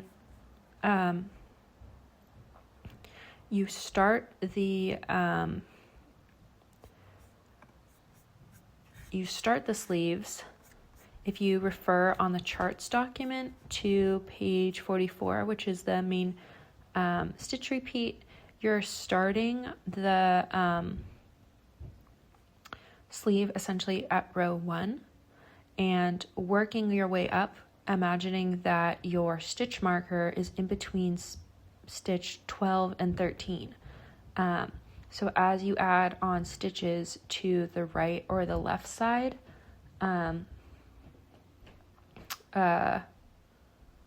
you're just adding on more space. And this is also, I forgot about this is all charted. So you should be able to see on page 43 of the charts document, it has a point of where in the chart your stitch marker is represented, and then it has out some lines represent the point at which the different sizes can start knit until, essentially, like what the different stitches represent.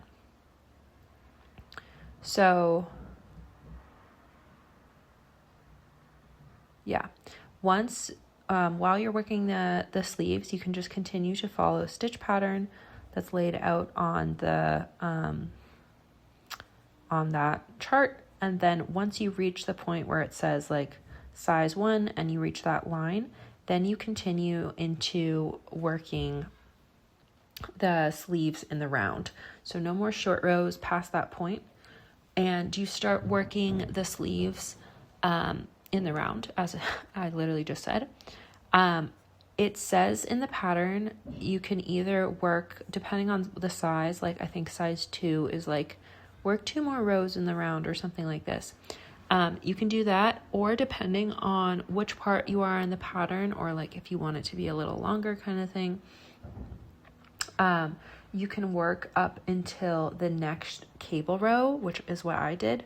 And I think that looks maybe a little cleaner, but it kind of depends on if you want the really cap sleeve look, or essentially what you're going for with the project. Say then you're deciding to work, okay, I'm going to get to the point where it's indicated on the pattern, and then I'm going to work until the next cable row. After that point, you will then transition to working the sleeves as working the sleeves in double knitting. So when you do that, you're going to be starting the sleeve from the bottom part of the sleeve, which will become the armpit, not at the top of the sleeve, because I want the seam to be more hidden. So once you do that, once you have finished the row that you are deciding is your last row, get to the bottom of the underarm, and you're going to break the yarn and cast on 9 more stitches with the backward loop. And just like we were doing with the button bands earlier, you're going to work in double knitting all the way around the sleeve. And then once there are no more sleeve stitches to knit 2 together with, you're going to finish that in Italian bind off and sew the stitches together.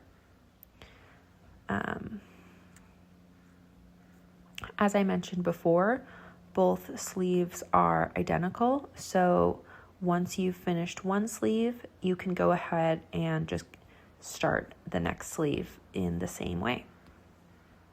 And then you should have 2 cute little sleeves.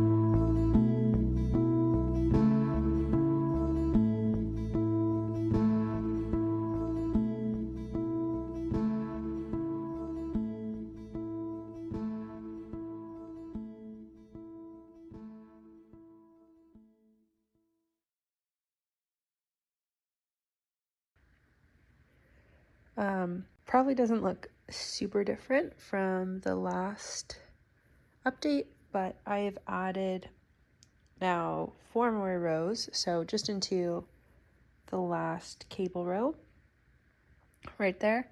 I've added 4 more rows of just going all the way around, so no short rows. And now it's time to do the hem. So I've already done it on the other sleeve, so it's going to look like this. You can see finished just the last cable row. I think it looks a little bit nicer just doing one more cable row. Otherwise the stitches will all be just like straight, and I just personally find that it looks a little weird, so that's my preference.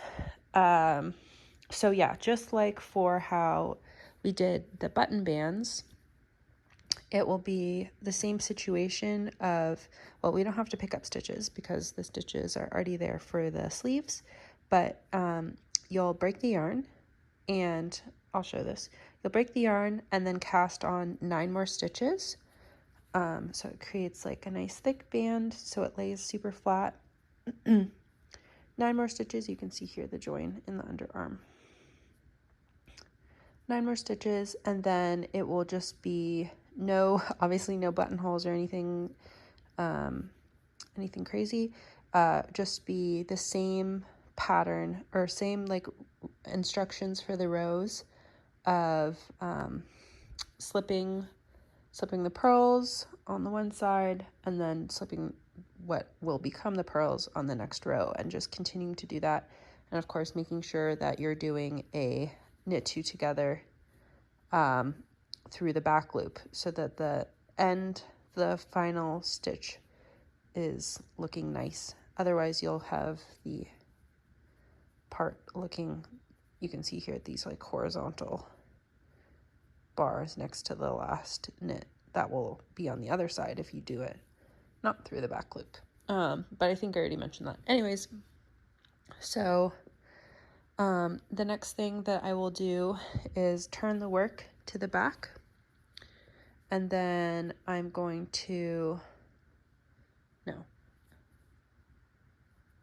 I will turn the work I will turn the work to the back this way, and then on this needle, so not the one that my yarn is currently attached to, I haven't broken the yarn yet, I will cast on 9 more stitches with the yarn facing towards me this way, and then I will start working the double knit band all the way around all of the stitches, do an Italian bind off, and then sew the 2 ends together in the armpit so you won't see it.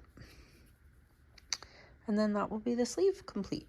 So the bulk I just wanted to have a little cap sleeve, so the bulk of this longest part is at the top of the sleeve, and it will just be basically the 4 rows or 2 to 4 rows, I believe, that are done completely in the round, and the band at the bottom of the underarm. So it's pretty small, short sleeve here at the bottom of the sleeve. Hope that makes sense.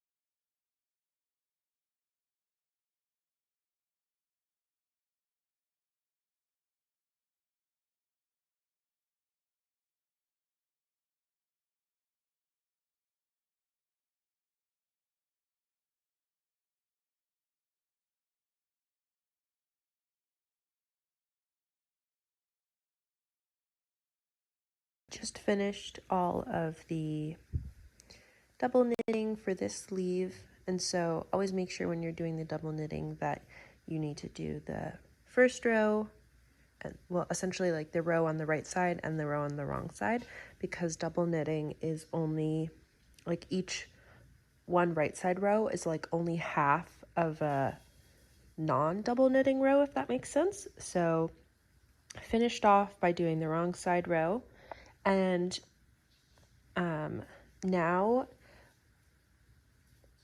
I'll be doing the Italian bind off. So I'm just going to break my yarn, only need a little bit for the 9 stitches, and then sew in the start of the double knitting to itself, and then that will be done.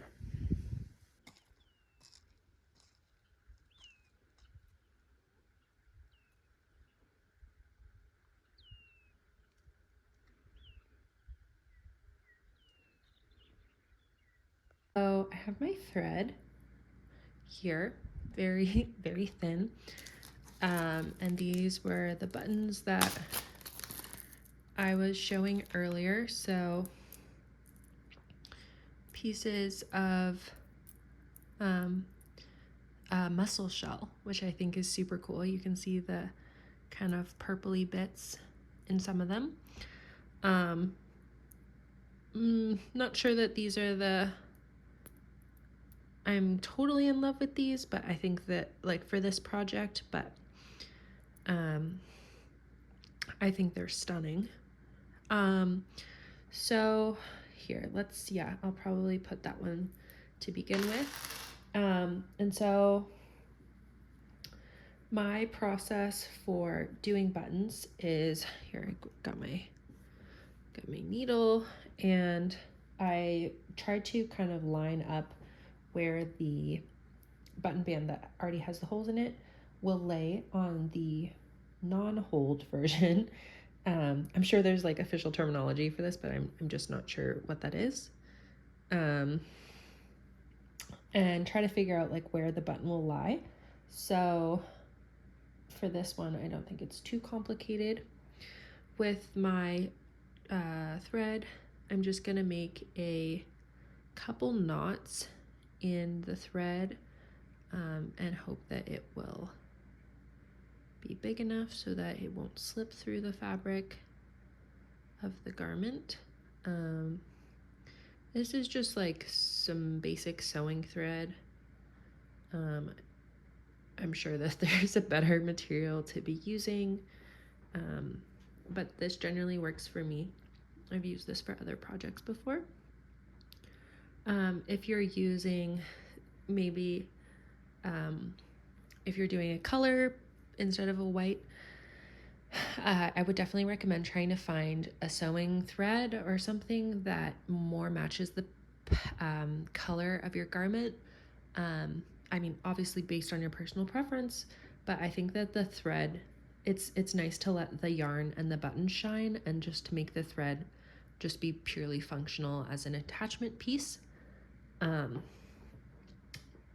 That's just my 2 cents, but I'm sure there's like a million videos on YouTube about attaching buttons specifically for knitting projects. So if you're looking for more guidance there, that's what my suggestion would be. So for the actual button attachment, I'm going to, my preference is to attach them with the buttons like holes sitting horizontally. Again, totally up to you. And I just kind of figure out where I think the best place for them to sit is. And I typically sew through just the back like this and to kind of test. I don't know how well you can see that. If the little knot that I just made is going to slip through. And I sew back into the thread just to make sure that it's secure. So I've kind of created a loop knot there, and I do that before going through the fabric. So now that I've done that and I've kind of pulled on it, it's not really going to move because we don't want our buttons falling off and going missing. That'd be really sad. Then I'm going to go through and actually sew through my buttonhole. I'm going to make 2 holes, so there you can just see I should bring this a lot closer. I've actually attached my button. And then on this second pass through, this is where I'm going to bring bring a stitch up through the first hole, And then I'm going to go through the second hole, but not actually go through the garment. So put my needle in, but kind of turn it so that the needle comes out to the side like this. And then I'm going to wrap the thread around just where I've previously sewed before. And I'm going to wrap it around quite a few times. As you can see, maybe your button will like to turn as you do this, so you can just move it back, whoops, to the right spot. Doing this quite a few times. And as I explained before, hopefully, this will just kind of create, hopefully you can see there, yeah, just here, it kind of creates this spacer between the fabric of the garment and the button. So that way, when I go through and I actually button the garment closed, oh my goodness, that there's actually inbuilt space for the other side of the garment to sit in between the first part of the garment, first placket, and the button. And sometimes when I have forgotten to do this, there's a lot of tension created. I don't know exactly how to describe it, but essentially just the way the buttons sit, it doesn't look quite as nice. So I like to do this just to make sure that, you know, you've spent all this time working on the garment already. You want it to look as good as you can. So that would be my recommendation. I'm sure there's other techniques to help with this as well, but that's what I like to do. And so at this point, I've wrapped around my thread quite a few times, and now the next step for me is just to go needle, gosh, this is hard to show you, go take my needle and go back through the fabric into the back like this. And then I'm just going to create another hole, or not hole, knot, because I'm done with this button. I'm happy with how secure it is. How I like to do this is I just sew through one part, and then I'm going to make another knot like this. And then I'll make just a knot around that a few times. So, oh gosh, of course my thumb was covering that, and ignore my fridge, or my parents' fridge. So I'm just going to make a loop and hold it taut so that the circle part goes over the past knot and pull. And you can see there that there's a little knot. I'm going to, what I probably will do is actually slip into the fabric one more time, and then take my scissors and cut and just leave a little bit of slack. So there's my first button all attached. And I will do the same process for my other ones. As I go, when I'm attaching buttons, I like to actually attach them, and then that way I'm kind of just ensuring that the spacing between the different buttons remains consistent. So I'm going to leave that one button just as is, and then when I attach the next one, let's see, which one do I want to use? Maybe, yeah, I'll do this little one. It's kind of funny. I will just leave that there and sew in this next one with this one attached, just so I can assure that the spacing is consistent.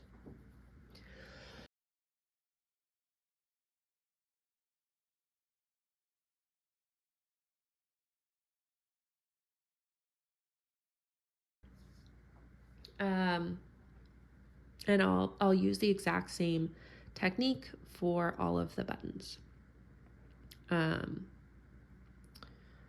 what else was I going to say? Yeah, maybe I didn't mention this before, but when I'm making the knots, I try to do the first one so that there's, can you see? There's a little loop at the end of my knot. And so then when I go through the back and first attach the thread, where did my needle go? First attach, here we go, the thread to the garment. I just sew into that little loop. And I'll show you. So I'm going to figure out how the garment naturally sits. Okay, so I'm gonna sew it in maybe like right here. I personally hate it when I sew the button in the wrong place and then have to go back and undo it. I find that super annoying. So I try to be pretty careful with how I do this. Yeah, and then I'm gonna go through, sew it just into the back of the garment and then into that, I hope you can see this, into that little hole I've created. And then continue the same process as last time. And so I haven't actually even attached to where the button is yet. And my needle fell off the thread. Okay, so just want to double check one more time. That's the correct spot. And I really apologize. I am mostly self-taught for all of these techniques, and I do have sewing experience, but I'm also more of a self-taught sewist. So if I'm using very creative terminology or processes for this, and you're like, oh my gosh, what the hell is she talking, or what is she talking about, or what terms is she using, or this is really strange process, like, I really apologize. This is what works for me. And feel free to provide other advice in the comments. I'm always happy to be learning new techniques and new terms.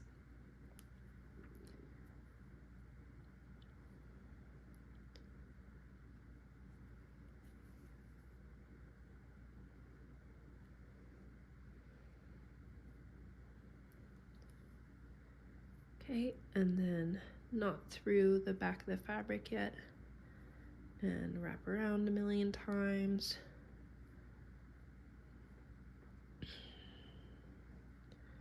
Let's go one more time. That looks good. And then back through. Gosh, my hand is blocking everything. Back through.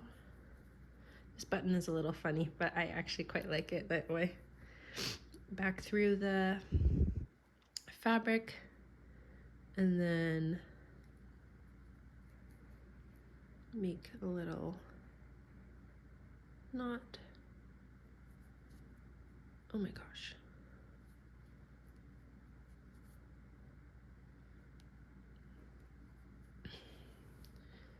And then that's a little loose, so I'm gonna just do that again.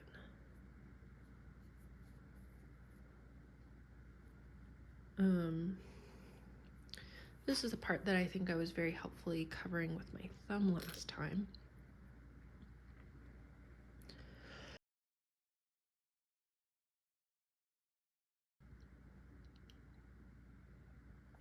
So I've made the little, oh gosh, made the circle with I've looped through my long end, and then I'm just gonna hold my thumb over the where the knot is, and then pull through.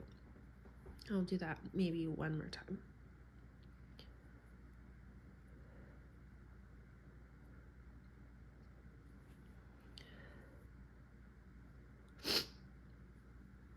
Okay, I'm gonna thread my needle and come through and cut. Nice. Now I have my first two little buttons. Finished attaching all of my buttons.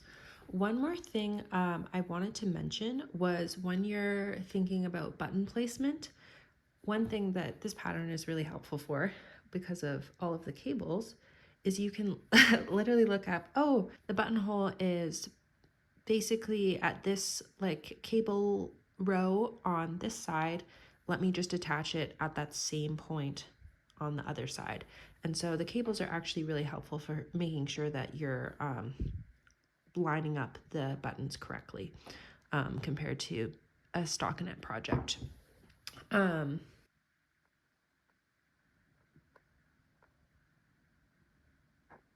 I typically use a wool wash when I'm blocking. My mom just bought this at Flock and I'm visiting home right now, so I'm gonna steal some of this like Flock Fiber Fest. It's just a wool wash. I think this is a little bit more of an expensive one, but there's many options. Some people also just use like Elmer's, like a natural soap. So up to you on that. I'm just going to be putting this in my bathtub and adding maybe a tablespoon or so, and then adding in this before I add in my garment. Just put in the wool wash, and now the color is looking quite different, but I typically will leave my garment in the water for about 10 to 15 minutes.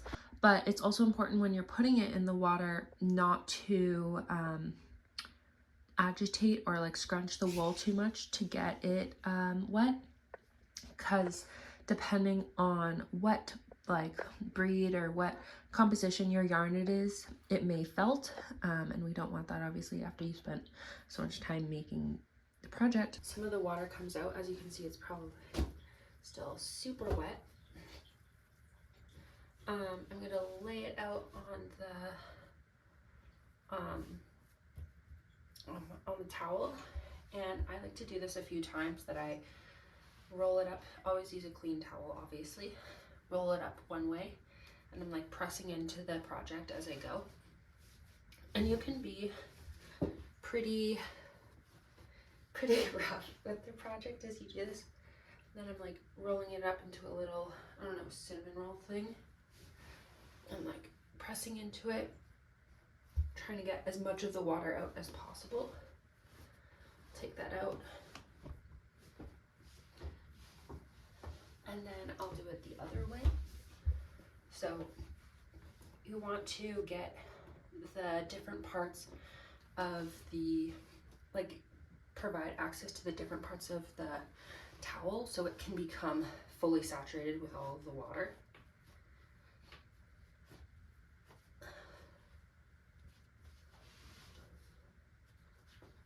Okay, like this. And then I'll probably do it both ways one more time just to get out, or maybe I'll start it from this direction this time. I don't think there's really a science to this process, but just trying to take out all of the water. And like I'm really putting a lot of weight into this. Okay. Like that. Maybe I'll do this. Some people I know, they like step on their project when they're getting the water out. I know people get pretty crazy, so whatever works for you. Okay. I just went hiking the other day, so if you see bumps and bruises all over my arms, and I have like 5 bug bites on my forehead right now, so just ignore that if you can see that in this clip. Okay, Okay, so then now I have this.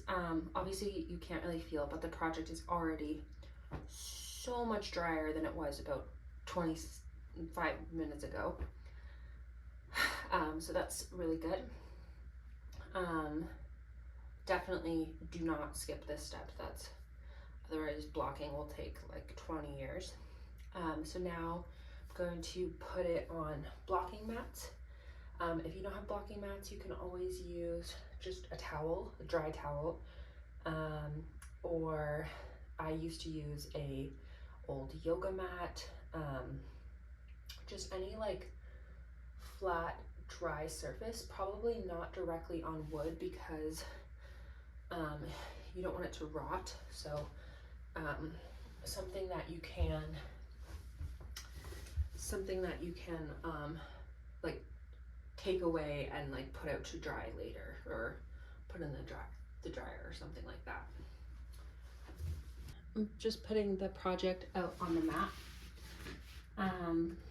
or the mats, and I'm kind of just like laying it out in generally the way that I'd like it to dry. Like I'm making sure that there isn't any like weird bunching or things like that, and I'm making sure that my button band, like the two pieces, are generally on top of one another in a way that I like, and that no kind of weird bunching, or everything should be pretty flat. For this project, I'm not particularly like hoping to stretch any part of it in particular, so I'm not going to pin it. Maybe I'll regret that, but when I tried it on before, I was pretty happy with the length and the fit and everything. So obviously that's kind of up to you, but I will probably just leave it like this, and then I will put the fan on in this room, and hopefully it will be ready for tomorrow or the day after that.